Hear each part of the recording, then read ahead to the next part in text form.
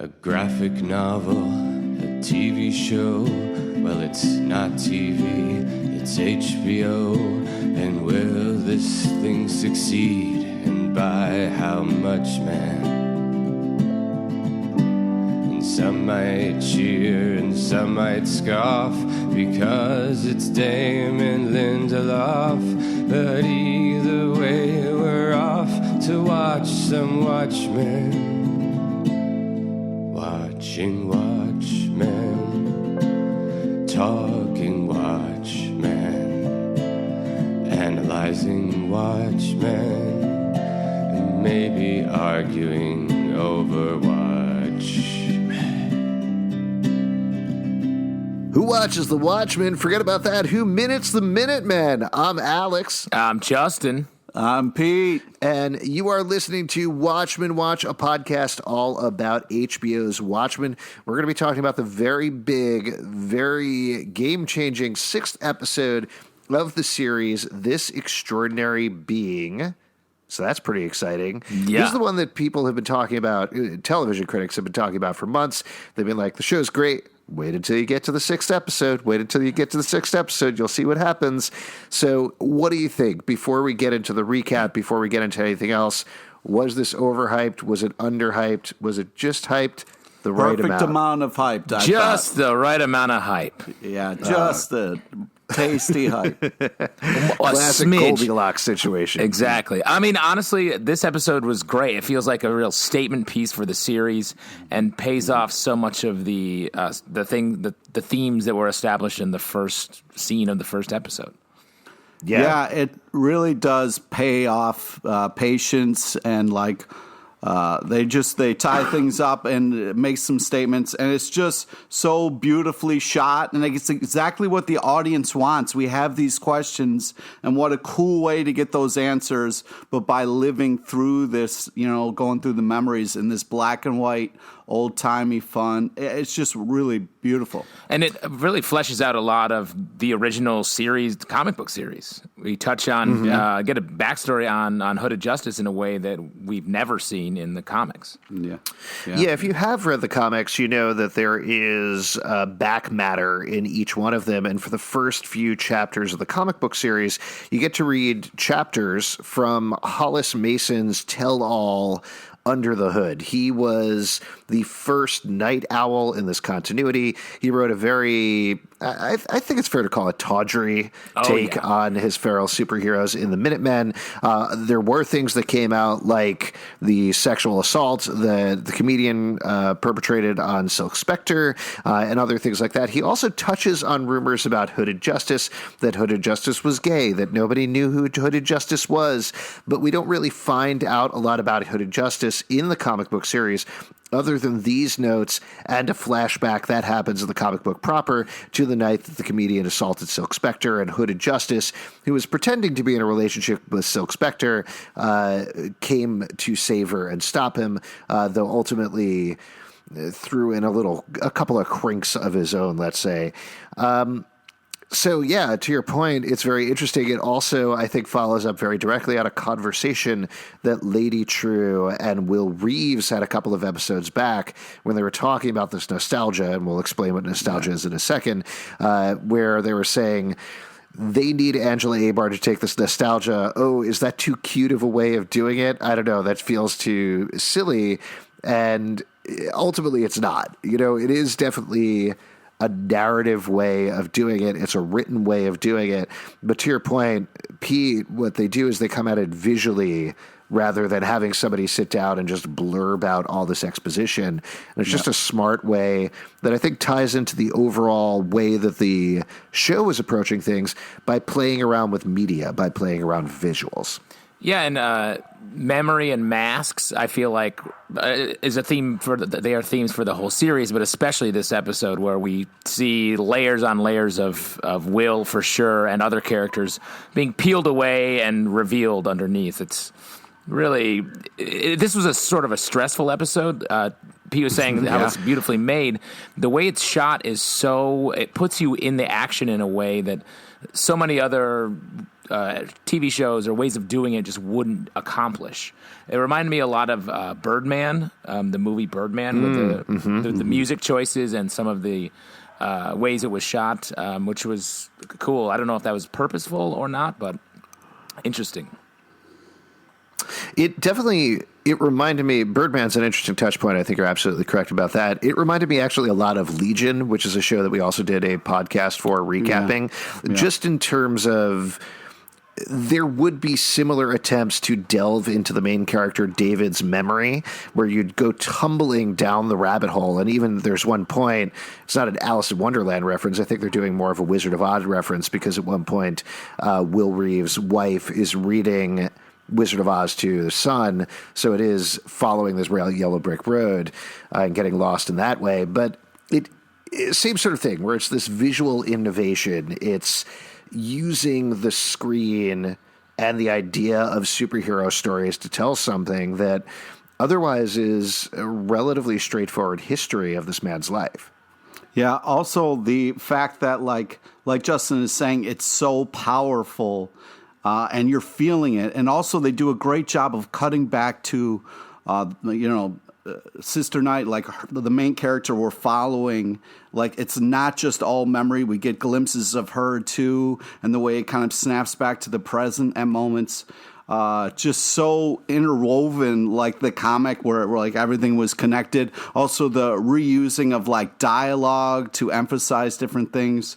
Really just not only very powerful in your face and you're stressed and feeling all this stuff, but also like really well put together. And one other thing, we talked about this episode a little bit in our earlier episode, I think 4.5 with Charles. And he talked a lot about how, to him, this episode was about trauma and how trauma affects your life. And I thought watching it with that in mind, and seeing the way that it flashes back to certain touch points, the woman playing the piano is an image we see. Anytime Will's trauma is sort of hit again, or the ripples of it are realized, both of being at the Tulsa riot and just like dealing with horrifying racism his entire life, we see that imagery again as he's like peeling off a mask or putting a mask back on or something like that. And it really, I like that framing of it, the trauma and effects of trauma on a person. Yeah. Just one quick textual note, just because somebody mentioned this very pleasantly, I believe, on our Twitter account, Watch1. But the preferred terming is Tulsa Massacre instead of Tulsa Riot, because Tulsa Riot certainly implies something very different than what was actually going on. So just when we're talking about it on the podcast going forward, Pete, what were you going to say, though? Oh, I was just going to say that, like, it was like Justin is saying, like the trauma, the racism and the pain, the anger. They called him an angry kid for a little while, and like just the way, like it really kind of, you could see the choices that he made and why he made those choices, and kind of like his path. It was real. It was very, very well done. Can't say it enough. Yeah, good show. Once again, pretty shocking, but it's a good show. The last visual touch point I wanted to bring up, and then I do want to get into the recap here, the pre-cap, and then the recap, and all of that good cap stuff, including Captain Metropolis, who we meet later. He's another cap. Lots of caps in this episode. So many caps. Justin and I were having a discussion about what seemed like a one-off joke at first in the previous episode, when Wade, Looking Glass, is talking to the woman who's eventually revealed to be 7th Cavalry, and they're talking about this sort of Schindler's List riff that happens in the world of Watchmen. It seems like Steven Spielberg never made Schindler's List. He actually made a movie called Pale Horse that was all about the squid explosion in New York. And they talk about how the movie is all in black and white except for one little girl in red who's wandering through, which is the visual device that Steven Spielberg does use in Schindler's List. But they also actually use it here as well. So, in a weird way, even though I was uncomfortable about the erasing of Schindler's List from history. I think this retroactively explains that and justifies that choice by using that visual motif here to emphasize certain things throughout the episode. Yeah, that's a cool sort of double back and double down, and it like was said that this is a remix of Watchmen. They keep remixing even the elements that they're using in the show to make this like awesome mashup that is more than the sum of its parts. Now, the important things that you need to know going into this episode, now that we've talked for 10 minutes about what we felt about it, is that there's a guy named Will Reeves. He is the grandfather of a woman named Angela Abar. Angela Abar is a cop in Tulsa. In Tulsa, all cops have to wear masks. They have to do this because they were attacked by a group called the 7th Cavalry that seems to be a racist group inspired by the vigilante Rorschach. She dresses up as a superhero named Sister Night. Superhero is the wrong word. It's more just masked vigilante. And last episode, while trying to protect her grandfather, who she never knew until she discovered him next to the chief of police, Judd Crawford, who he claims to have hung from a tree. She ended up covering it up, finding out that he had these pills called nostalgia that essentially hold his memories. They're a drug that was given to people with dementia back a couple of years prior. We have a dog on the podcast, by the way, this week. So yes. That's very Is that Pip Don't Slip? Yeah, that is my dog, Pip. I'm so sorry. Yeah. No, that's all right. Who pips the Pip Man? That's what I want to know. So Angela was being taken away because she was seemingly being implicated in this crime. The police didn't know exactly what was going on, but they were grabbing her anyway, and she downed the entire bottle of pills of nostalgia, which leads us directly into this episode. Other little notes that you should probably know is there is a TV program called American Hero Story, which is a Ryan Murphy-esque show that tells currently in the second season, the history of the Minutemen, the vigilantes that were active before the vigilantes that we follow in the graphic novel Watchmen, though, again, we do flash back to them occasionally. Also, there's a character named Laurie Blake, played by Jean Smart, who coincidentally was also in Legion. I'm just throwing it out there. Yep. And she is an FBI agent. She is a former vigilante. She's been very much sparring with Angela Abar and has currently been running the investigation of what happened the night that Judd Crawford was murdered. What else do you need to know? I guess the last thing that you probably need to know is that Angela discovered a Ku Klux Klan outfit in Judd Crawford's closet. It had a badge on it. That seemed to be something from back in the Tulsa Massacre, which is where we first met Will Reeves when he was a child, escaping with his parents, who didn't end up making it out. So that all said, why don't we jump into one the last episode? thing? Will finds a girl, a baby, in the wreckage of the car when he and he carries her wakes up, and he carries her out with him. Yes. Now, before we jump into it, I do want to mention the past couple of episodes we talked about what the title means. I got to tell you, I don't know about this one. The only reference I found was a song by Emily Sandé called Extraordinary Being, which is from X-Men Dark Phoenix, and I don't think they're referencing that. No, I don't think so. So I'm not 100% sure what the title comes from. I don't know if you folks have any idea or if anybody online can let us know. I think it's kind of like, this is just a guess, but I think it's kind of like, this guy was an extraordinary being with all he had to endure and all the things that happened to him. Yeah. All right. Could be. It sounds like this extraordinary being, that feels like something that was in the Watchmen comic, maybe, as a description of Dr. Manhattan, perhaps. Yeah. You know what? While we're doing the recap, I'll just take a quick look and look that up. But why don't we jump into it, because we actually kick off with a neat title where it switches from Watchmen to Minutemen, which I think very, very simply sets up that we're going to be in the past all episode. Yeah. It's well, you want to get into it. We start with Hooded Justice. We realize that we are in the show, the Minutemen show, that the very Ryan Murphy style show. He's being interrogated. There's these two FBI agents have photo evidence of him having sex with Captain Metropolis. Captain Metropolis having sex with a lot of other people, including J. Edgar Hoover. And we see over the course of this scene, it's framed the Hoove, as we call him in American history. He's a good friend of ours. Yes. But I love the way there are these sort of odd framing with Hooded Justice's face in the foreground and the FBI agents in the background. Yeah. And I almost feel like this is making fun of itself, the like strong visual choices it makes, or also comic book shows in general that try to comic book up the way the episodes are shot. That felt like a fun little zing. Well, and there's also another great reveal, which we knew about from the credits, but hadn't actually seen his face. The police officers get the Hooded Justice in the American Hero Story show to take off his mask, which, of course, parallels what we're getting over the course of the episode, which is we find out who Hooded Justice really is. But under the mask is Cheyenne Jackson, and Cheyenne Jackson is an actor who very frequently is on Ryan Murphy shows, so it's such specific, clear casting, and I thought it was so funny when he eventually takes off that mask.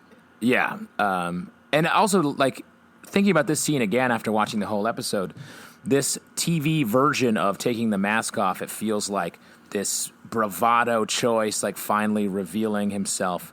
And then so much of the episode is about how putting on masks are often, it's not a choice you make on your own. It's something that you're forced into doing, or something that you are masking something else because you don't know how to deal with something bad that happened to you, a trauma, or a mask that is just society puts on you.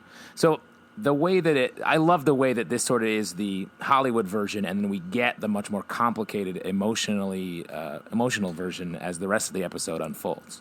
Well, to your point, that ties into what Laurie Blake was telling to Angela, I believe, not in the previous episode, but 2 episodes back, where Laurie believes that you wear masks because you are hiding your trauma. That's the reason that you're doing it. And I think you're absolutely correct. I think at the very least, that's what Damon Lindelof and company are saying with this show, is that's why superheroes wear them versus what we show in the Marvel movies versus what we show in the DC movies, etc. Yeah. Yeah.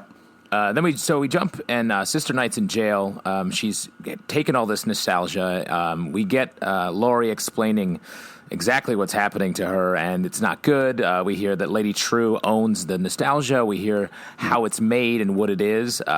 Such great. She wants her to sign the release so she can pump her stomach and stop her from experiencing this. And it made me think, like, Laurie is probably trying to save Angela's life, but more importantly, she's trying to stop what's happening. Whatever these pills are about to reveal, I think she's worried it's going to damage her case or the system that she's upholding. She's worried she's going to be a vegetable and not be able to, give her info. It's interesting that you read it like that, because I feel like we've had these small moments of the real, honest Laurie coming through, where she's so wry, she's so caustic, she's trying to be like her father, Eddie Blake, the comedian, but underneath that, there is a vulnerability.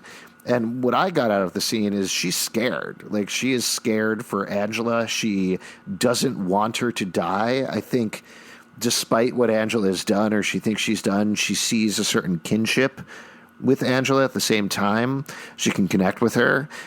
So I don't know. That's the level that I got it on, but I see what you're saying as well. I mean, I think it can be, we don't really know who Laurie is. We've gotten a couple different sort of sides of her, but she could be someone who is truly chasing truth, or she could be someone who is not. Like, right. Yeah, I'm kind of just hoping she's just a gruff kind of like detective and like not trying to be like the comedian, trying to be better. Like a real crime dog. Yeah, Pete? Like, a gruff crime dog. We need more of those. You want her to take a bite out of crime. Yeah, oh yeah, definitely. Yeah. Yeah. That's what the show needs, honestly. We've got a couple of episodes left, and a couple of crime dogs don't show up. I'm going to be very disappointed. If Lube Man and McGruff teamed up, they would take out all the crime. So once Angela refuses to have her stomach pumped, the memories start rolling in, and we dip into this world of Will's life, which, man, did it really just get going at that moment. What I thought was an interesting choice throughout, because we're in black and white, it keeps switching back and forth between Will and Angela as Will experiencing those memories and us literally sitting there. And the camera kind of zooms back and forth. They do this neat trick throughout the episode where the camera will pan away from Will onto another character, then pan back, and it's Angela, and then same back and forth. What I thought was really interesting and good about what they did was twofold. One, that it wasn't consistent. Yeah. That it wasn't. There wasn't a repetitiveness of that effect. Sometimes it'd be Will, pan away, come back, and it's still Will. And the other thing is that it wasn't one shot. I thought they were going to be doing the whole thing in one shot at the beginning, and there were certainly large sections where they went for that. But it felt like that would have been too much of a magic trick throughout when they already have all of these incredible, magically realistic things that are happening. And also then it becomes about that thing as opposed to like the story they're telling. Also, I agree with you, like the way that it would go from Will off and then it'd be Will again as opposed to Angela. It kept you like engaged the whole time. It kept you like leading into the episode, and it was just unsettling because another show might use that as a little gimmick trick to flash back and forth between the characters. But this, it was just like, no, keep watching because we have so much more to sort of tell you. Yeah. Well, what do you think the purpose was there? Was it specifically when Angela came out and when she did not come out? What were I'm sure there were different choices each time, but why did that happen? Why did that not happen? I kind of also like the fact that, like, because she's on these drugs, you know, like, I think the sloppiness of it kind of makes you kind of have that, like, oh shit, what's going to happen kind of drug fear and danger of, and I think that was kind of like why they were doing it like that. Yeah, but my point being, there's specific reasons that Angela will come out, that she'll come to the forefront of the memory and be there, and we'll actually see Regina King in the scene. Why was that? Why was that happening? It felt like when the emotions were peaking, Angela popped up a little bit, like, because we see her right at the top, which sort of establishes it when he's getting his badge and he's passed over by the white cop, and then the black cop comes in, puts the badge on him. Later, and at the end, we see her when Judd is killing himself, basically, under Will's direction. Like, so it's these big emotional moments, and where Will is feeling extreme emotions, but also Angela herself is feeling these extreme emotions. Right. Then we get an important plot thing that happens in this scene when he's getting the badge, where the black cop gives him the badge and then leads in and says, "Beware of the Cyclops." And this is, to me, the first clear indication of who the bad guys are and the connection is. We've talked quite a bit on the bonus podcast in particular about this one eye symbol that seems to be the squid that was in New York. At least that's what I thought it was, what we thought it was. You see that in the wall in the back of the 7th Cavalry where they're operating out of in the abandoned mall in the last episode. We also talked about how there was this supplementary material where the first Senator Keene, not Senator Keene Jr., who we've seen in the show, but the Senator Keene who initially outlawed masked vigilantes, sent a letter to Judd Crawford, and it had that same one eye symbol there that we see throughout this episode. And it does seem to be connecting the dots quite a bit. I don't know how it connects to the squid. Maybe it's just a recurring visual motif more than anything. But it certainly seems to connect the 7th Cavalry to Cyclops to the Klan in a very specific way, right? And specifically, like this comes in later, but the mesmerizing of the population, it matches with Adrian Veidt's plan, which he was sort of doing that in a slightly different method. He was fooling everyone, but he was still just like changing the way their brains think about the world. And that's what this sort of smaller version of this Cyclops plan seems to be, as they have these projectors going around to movie theaters that are in black populated areas and legit hypnotizing them. Like, what a wild, obviously that's later, but what a wild reveal that was. And then to have Will using that technique on Judd at the end, I thought, It was so good. Well, so well done. While we're talking about this, I think one of the smartest things about this, and this gets back to something you were saying earlier, Justin, is a lot of what Will is doing this way is you could either say reclaiming or appropriating. I think both are appropriate depending on what you're talking about. But the fact that he gets hung, a hood gets put on him, and he takes that noose and that hood and uses it as his symbol. Yeah. And then later on, he takes these crystals that are being used to mesmerize people through film projectors, turns them into a flashlight in order to kill Judd, and presumably in the intervening 80 years or whatever it is, he's used that technique before on other members of Cyclops. That's using their techniques and their fears against them. It's him taking that trauma and dealing with it head on, if you wanted to make that connection. Yeah. So good. And a lot of this beginning bit establishes a lot of the camera work that runs through the whole episode. These like super close-up shots that are spinning around the characters.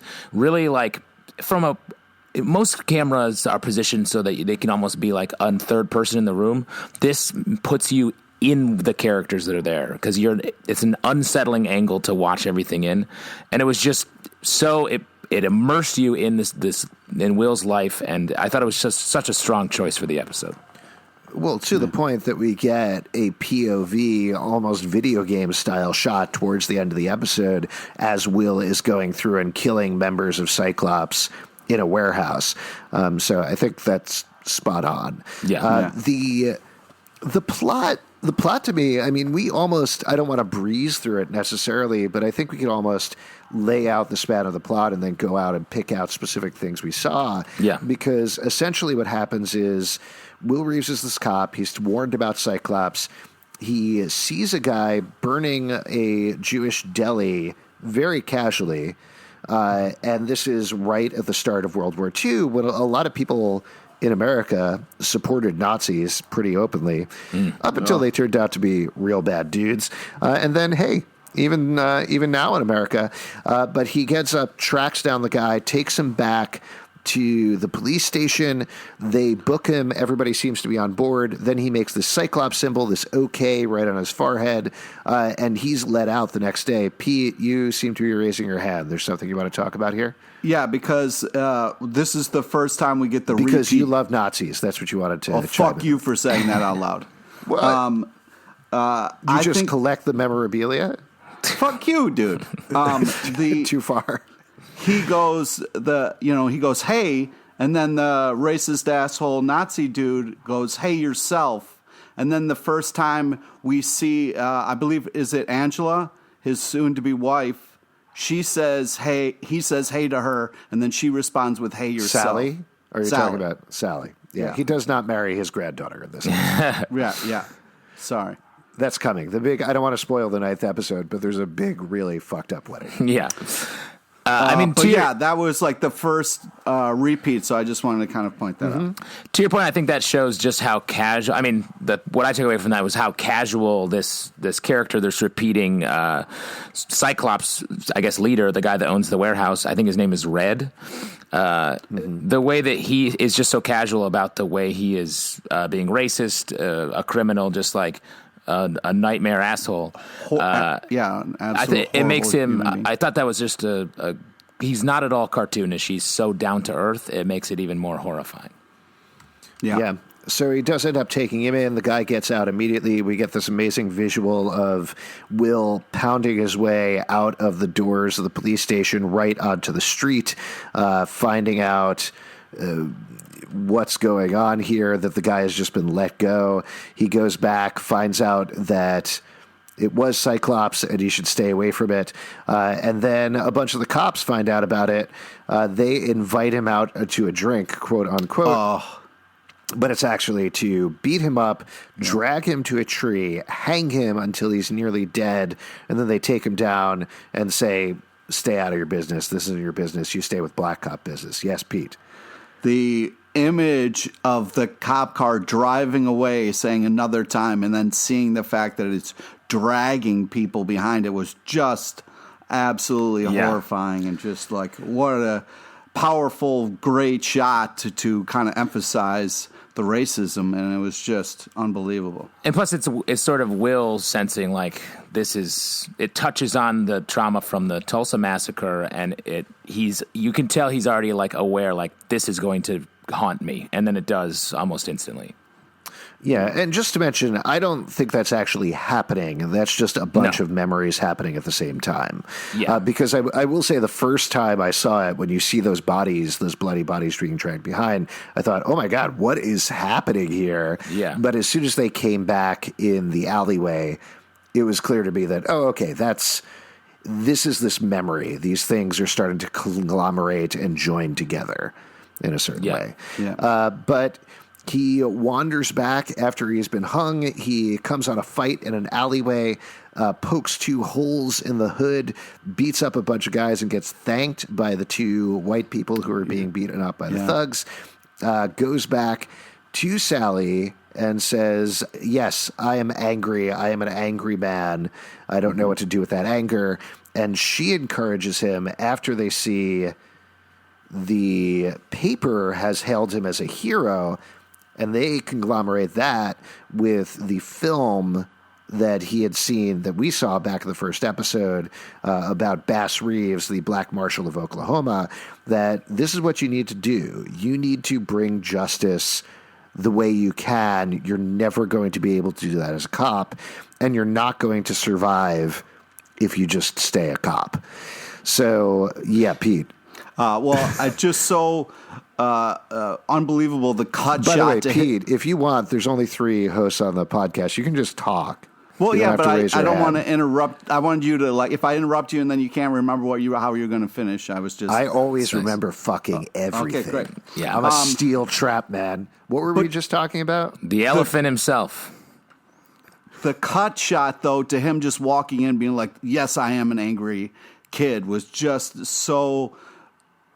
I love the way, like, through these memories, we were just cutting to these big moments, like, just powerful stuff. And the way she then was like, that's how you get you're not going to get your justice through your badge. It's through this hood, just like these, like, just really well-worded, powerful, like, it was just so great the way they thought about everything. When on the layers of masks and uniforms, like, Will became a cop to chase justice, and he found out that a lot of the cops he was working with are actively disrupting justice and committing crimes. So then he has to get on this other uniform with another mask, and then he has to wear a second mask in the form of the makeup he puts on to make him look like his eyes, which people see through the holes of the mask, as if he's a white person. That added mask layer there, that he can't even just wear a mask. He has to wear a second mask just to do this thing, to chase justice for the people around him and solve this conspiracy. It's so subtly done in this episode. It's great. Well, and even beyond that, maybe you just mentioned this and I missed it, but also he's gay. That's the other thing. He's married and has a kid and has to hide the fact that he's gay at the same time, or bisexual. They never explicitly state it, but either way, he's hiding that part of himself as well. So, like you're saying, layers on layers and layers. Let's stop and talk about the white mask for a bit, because we've suspected, and I think they haven't exactly hidden this, but we've suspected that Will was hooded justice since the first episode of the show. That's not what they think an American hero story, and that's certainly not what you're necessarily meant to think when you're reading Watchmen, the comic book, because the way that John Higgins colors him it's Caucasian skin. Yeah. So they end up explaining that through makeup. I got to tell you, and this is not giving myself credit at all, like 100%. Please don't. Not. Good. Please do not. And in fact, if you do give credit, we will take that credit away. Okay, so I've always known that Hooded Justice was black, and I'm amazing and smart. No, well, this is actually the reason I don't want to give myself credit is because reading Watchmen, and even when we're reviewing it again, the fact that he was in a hood that had a very specific point, like a Ku Klux Klan hood, but it was black, and he's wearing a noose around his neck, in my head, I was always like, no, he's a black man. And then I looked at the coloring, and for whatever reason, in my head was like, well, that's a coloring mistake, I guess. Even though, of course, it's not a coloring mistake or anything like that. But even without having seen the show, I've always kind of thought that he was black, that he was African American. So it's definitely a retcon, because I don't think Alan Moore and Dave Gibbons actually meant that. But I do think this reveal completely tracks with everything they set up in the comic, whether they meant it or not. Yeah, I think it definitely tracks. It's curious, why did Alan Moore and Dave Gibbons never have Hooded Justice take his mask off around the rest of the Minutemen? Like, that's a fact from the comic book. So this plays into that and answers that question, but I would be curious to find out if what those guys had in mind when they wrote it, because this, as you're saying, this like perfectly takes advantage of that choice in the comic and makes it this super interesting thing to play in this series. Yeah, but it's also such a crazy thing for him to be like, he gets that meeting with Captain Whitey there, and he's like, we can Captain Metropolis, you mean? Yeah. Okay. Yeah. And like, we can team up and we can really help what you're going through. And it is like such a like, oh my God, yes, dude, you can take out like all those assholes in your, community. This is going to be sick. And then it's immediately like, like, you have to wear the hood around everybody else. They're not, and it's just like, oh no. It went from such a high to such a low so fast. Yeah. Well, let's jump to that. And then again, we will go back and touch on various things, because I think there's a lot to talk about with this episode.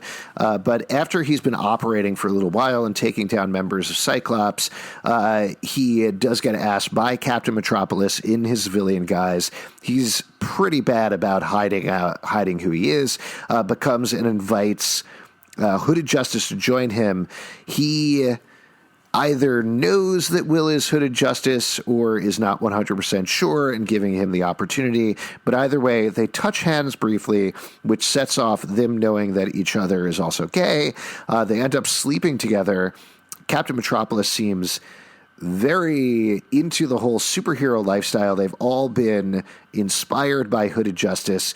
And Will gets very excited to have help to take down Cyclops. But at their first press conference together, Captain Metropolis instead shifts the attention to Moloch the Mystic, who has a sun machine he says is going to destroy the world, and unveils an ad which we saw back in the first episode, which is a very racist ad of Dollar Bill beating up a black man. So it becomes very clear to Will immediately what the Minutemen are actually about, and it's not about helping him at all. Yeah, he's being exploited once again. Captain Metropolis, he trusts him. They have this relationship, and then every scene after that is just Captain Metropolis taking further and further steps away and just damaging Will, to the point where he sort of on the phone booth later on in the episode, when he realizes he's completely on his own and sort of something flips, and that's when he encounters the guy named Red, the warehouse manager again, and we'll probably get to that later. But I thought this Captain Metropolis was giving off big time Ozymandias vibes to me, which I thought was interesting, and just the way that the bank ad and how that was just such a great, smart way to just totally flip him and be like, he's just in it for his own advantage. Yeah, which is something that we kind of knew from Watchmen the comic as well, that a lot of these masked vigilantes weren't actually doing it out of some sense of justice or anything like that. They were doing it for fame, or like the comedian, because they were sociopaths, and that was all they knew how to do. There are very few of them that truly were superheroes in any sense of the word. And if anything, Hooded Justice is probably maybe the only one, at least at that time. Yeah. Yeah.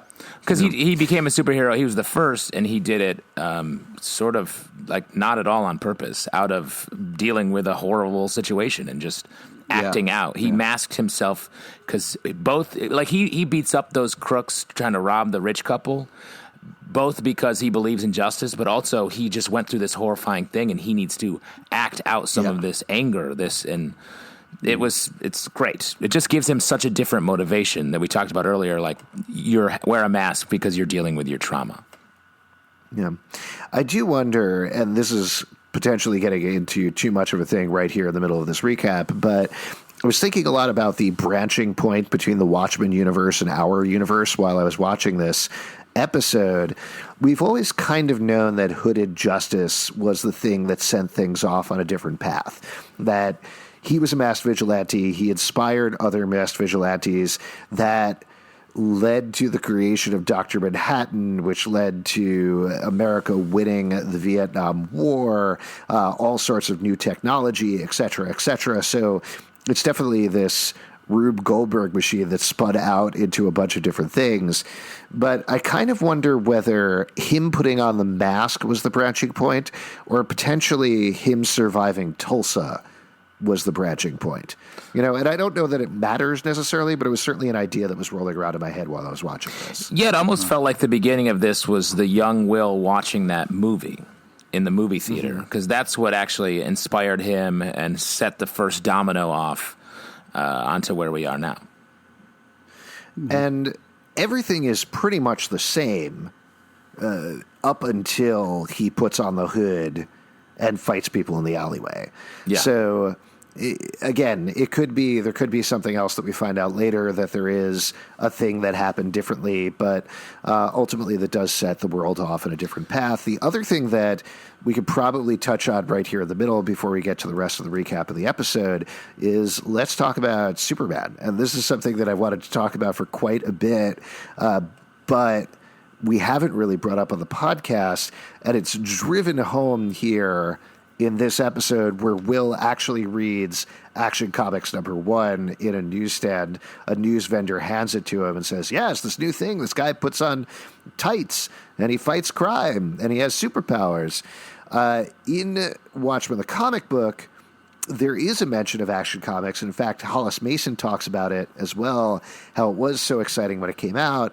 But Action Comics in the real world, in our world, kicked off superhero comics, kicked off that whole genre, led to DC Comics, Marvel Comics, every single comic that you can imagine. But in this world, because Hooded Justice became a masked vigilante and various other people became masked vigilantes, superhero comics never became popular. Instead, pirate comics were very popular, which led directly to Pirate Jetty, one of the characters that we don't see this episode.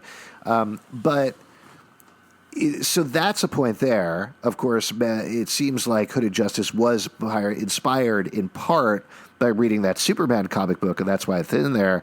But there's been so much Superman imagery throughout the show. Yeah, we talked about it. We talked about it in the first episode a little bit, and then when he sees the comic, we flash to the scene from the first episode where he is the car has crashed and he picks up Sally and the parents have died, and the other parents are there. So, you feel that, and we get to see the visual connection here as well. Well, it's the even origin story is the same. Yes, so there's that part, but the thing that I want to delve into even a little bit further is there's all of that, and all that makes sense, but there's a lot more Superman throughout it. We had, in the Lady True episode, she goes to the Clark farm, just like Clark Kent. Something falls from the sky, just the way that Superman's pod falls from the sky and they notice it. There's also the whole thing about the Clarks being a childless couple. They're just hoping for a child, and they ultimately get this child. So there's that. There's also Angela's husband, who is named Kal, and Kal-El is Superman in the books as well. Yeah. So I'm just wondering what you take away from this, because honestly, it's... off-putting is the wrong word. It's just confusing to me because I get all of the Watchmen references throughout the show. That makes sense to me because it's a show called Watchmen. But it's not a Superman show.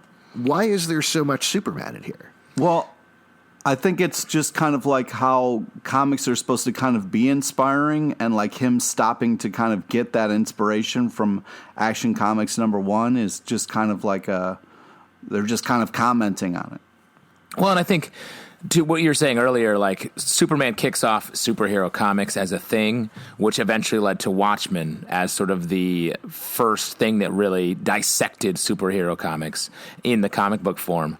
And then this show is doing the same thing. It's just taking it that next step further. So it makes sense why Superman, unless it's more of a plot thing and we're going to actually get Superman rolling through. Yeah, that would be bonkers, and I don't necessarily see that happening. It's just because Watchmen is a different universe than the DC Comics characters, it's just been a strange thing that keeps throwing me off a little bit whenever it pops up in the show. It may just be a thematic thing like you're talking about. It may just be we're dealing with superheroes. How do you not deal with superheroes without mentioning Superman in some way? But yeah, I don't know. Just something I wanted to bring up there. Yeah. So where were we? He is working with the Minutemen, except not really. Will, in his cop guise, ends up going to a movie theater and seeing there's a massacre there outside. The other cops say, yeah, you put a bunch of animals in a cage. Of course, that's what they're going to do. Awful. And he goes inside, and mostly everybody's dead except for one sobbing woman who explains she doesn't know why she did what she was doing. He calls Captain Metropolis for help, realizes they're probably doing some sort of mesmerism thing. Captain Metropolis doesn't believe him. Mocks him, says that sounds ridiculous, which certainly points to whatever he was saying about Moloch the Mystic is also completely made up. Yeah. And Moloch never had a sun machine or anything like that. The only thing that is real is Cyclops having this mesmerism technology. And as Will walks out, he encounters this guy, the racist who burnt the deli. The racist. The one racist. Yeah, the one racist of the show. Everybody else very on the level. Nope. And he says, I know what you want. You want some steaks. Makes a reference about his penis size. And calls him some racist names, at which point Will kills him. Hell yeah. Yeah. Just straight up shoots him in the head, puts on his hood, even though he's wearing his cop uniform. And this is where we get this POV shot as he goes into the warehouse, kills all the members of Cyclops, encounters the cop who was initially hung him on the tree. The cop is recording a message. It's clearly some sort of mesmerism message to get black folks to kill other white folks. Black folks to kill each other and not other white folks. And he kills that man. We don't find until later. Takes the projector, which has some of the crystals in it, and burns down the entire warehouse. Yeah.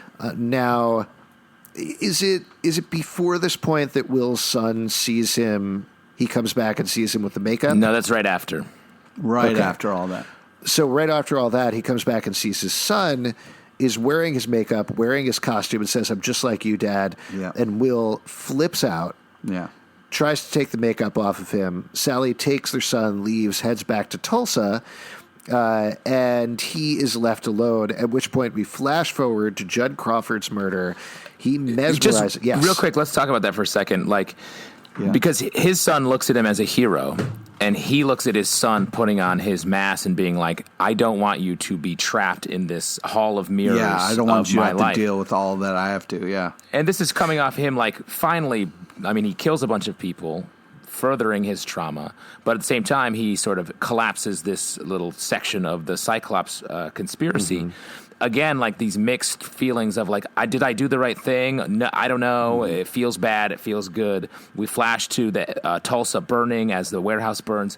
It's all jumbled. And I think it seems to me the Will character, all his identities are mixed up between Captain Metropolis, Sally, his son, and he can't get to which one is on top, and it's really hard to deal with.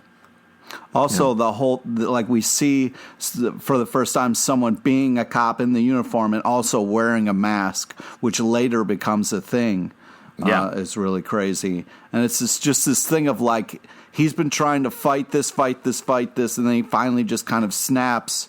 After he reaches out, he does his cry for help, and nobody's there, and it's just him, and he's alone again, and that racist guy just pushes him over the edge, and then kind of falls into this great plan for getting rid of all the kind of racists in that warehouse. Now, kind of Pete, I know it. why you thought it was great, because there was a lot of violence and it was killing racists. Yeah. Justin, how did you feel about that? I mean, the way in which it felt, he's a person who believes in justice and sticking to this sort of set of morals he established that we saw in the original movie, where the townspeople are like, hang him, hang the cop. This is Bass Reeves in the silent film. And he's like, no, we're gonna do our real justice. And he breaks away from that moral code after he realizes he has no other options left. He trusted Captain Metropolis. He's trusted the system. Nothing helps him. And finally he breaks and starts killing them. And then can't deal with his family back at home. Sally even says, like, you are gone. You're committing violence now, no matter what side you're. Yeah, who are you? And so it's difficult. I wonder where we're going to shake out with this, because going into this next scene, he has Judd kill himself with the same mesmerizing technology that the Cyclops, the clan members, were using on him and the people around him. Judd, who, it's hard to tell even in this last scene, he's like, you don't know what you're doing. I'm trying to do something. And he's like, I saw your clan outfit. He's like, that's my legacy. And we don't know if he's trying to repair that legacy or further that legacy. It's hard to tell. And then he just makes him kill himself we don't get to see the answers. So either Will knows the right answer or Will knows the wrong answer. And we don't know. This last scene. I think. Go ahead. Sorry to interrupt. I just think at this last scene, to your point, Justin, I feel like Will is broken at that point that he goes into the warehouse. Should those guys be allowed to exist? Should they be allowed to get the mesmerization technology out? Of course not. But it's horrific to watch because he has lost his moral code at this point. Right. Yeah. He has lost the moral advantage. He's gone completely into the dark place and completely accepted that. That's the Will that we find 80 or so years later at the tree with Judd Crawford. He sees everything in black and white. He even is very wry about it, where he does the Cyclops thing on his head. He's like, I know exactly who you are. Mm-hmm. I still have doubts about Judd being 100% evil, because I don't think anybody is 100% evil in this show or in the world of Watchmen. Certainly the way that it's presented, because he is mesmerized, I don't think he's lying about things. I don't think he's doing his charm bomb thing that he was doing in the first episode. He still thinks that he's doing the right thing, and he still is potentially not a wholly bad person, but it doesn't matter, because that's how Will sees things now. If you're Cyclops, you're bad and you're dead, and that's it. Yeah, and I think, like, to your point, what you're just saying, like, I feel like it's like things happen to all of these characters, and that's what makes them do the things that they're doing. And we get to heighten those choices with all this superheroic and sci-fi stuff that is making it seem wild and interesting and dramatic. But really, it's the same stuff that people deal with every day in our real world. They're driven by these traumas, and they're trying to act out them, make themselves feel better, or make someone else feel worse, to act out on what has happened to them. And it leads to these decisions that we're in this area where we don't know. We may find out every answer we need to know about Judd and Will. We may not. And we're just left to make our own judgments on this supposedly simple superhero show, which is just has so much commentary and depth to it that this episode is so good. Yeah. And the last little bit is that Angela does come out of it. We also didn't mention that during Hooded Justice's first big mission, he's fighting a bunch of Ku Klux Klan folks, Cyclops folks, in a grocery store. It's very much parallel to the American Hero Story scene when we first see Hooded Justice, and he jumps through a grocery store window into the grocery store and beats up a bunch of thugs. Here, they end up shooting at Hooded Justice. Hooded Justice jumps out the window and crashes through and freezes. That amazing shot. That freeze, it's like this he's like literally doing the Superman pose through that window, and it just like holds on it and then becomes this whole other thing. It's really, really well done. Well, and it turns out it's because they've given Angela a shot of adrenaline to try to wake her up. And Lori comes up and talks to her. Cal comes up and talks to her. They have seemingly managed to purge some of the nostalgia from her system and gotten out of her. Cal tries to connect with her and remind her who she is, and she's able to blink her eyes so that we know she's still there. And that ties into the end of the episode, when she finally does wake up, has a bunch of weird tubes attached to her, and Lady True is there and talking to her, and that's I think where we end things, right? Yep. Yeah. Now, my question is, was this Will and, by extension, Lady True's plan the entire time, or did they just sort of get lucky with what happened here? I think part of it, I think they imagined that she would take a pill of the nostalgia and find out more of Will's backstory, because certainly that seems like what they were talking about a couple of episodes back, that she needs this information. This is the quickest way of getting it to her. I don't think they imagined she would take the entire bottle of pills. I don't know, though, Alex. The way the nostalgia was described is it harvests a memory, and that goes into the pill. So it's not like, if she'd taken one pill, like, it's not necessarily the first memory. Yeah, you know? I think she would just get, like, one kind of random memory, but since it's the whole bottle, you kind of get, like, so much of his life.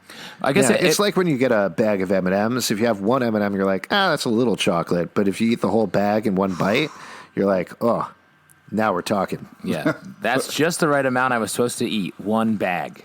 Yeah. That's why it's called a share size. Share it with yourself, man. Yeah, share it with yourself. But I guess I asked because the way Dr. Manhattan's powers work is he can see every bit of time at once. And he experiences all at once. So he does not necessarily predicting the future. It's just everything exists in the same plane. Now, Will and Lady True would know that this is what happened if they had access to that same power set. Because the level of confidence they had in talking to her and being able to then have this way of waking her up out of the coma ready for her makes me think they maybe did know about it and this is all part of their plan. Yeah. Interesting. Well, that's a very tricky plan to set up, but it's totally possible. And I do think it's interesting that you're pointing out the whole Dr. Manhattan existing in the same time and place all over, and Angela essentially doing the same thing. I don't know if that's a particular plot thing or what it is, but that's certainly neat. Before we wrap up here, any additional notes from the episode, any other things that you want to call out? The only other potential Easter egg that I saw is, I think it's when Will is walking across the street and he sees the guy at the deli. Above it is an ad for Eddie's Bread, which kind of seemed like maybe it was Eddie, like the comedian, but maybe I'm looking too much into it. Speaking of the comedian, I thought it was interesting in the Minutemen scene where all of the other heroes are sort of blurred out in the background, and we don't get to see them. We only see Hooded Justice and Captain Metropolis. Do you think that was a memory thing? Do you think that was a specific visual thing, or do you think that was just maybe a casting thing? Not a casting thing. I think it was a choice because it's like no. I know you want to see these other people, but this is the story we're telling. We're telling Will's story. Captain Metropolis is in Will's story and meaningful there. The rest of them, the comedian, you can sort of, because they definitely wardrobe them as the Minutemen. He's there, but you don't see him. Yeah. Pete, were you going to say something here? Yeah. I was just saying, I was just kind of paging through my notes. Sorry. I just really like the old-timey kind of like piano music to kind of like keep the past theme, and like, I just so the fact that it is so nostalgic for me, the viewer, and this drug is called nostalgia. Like I just really liked it.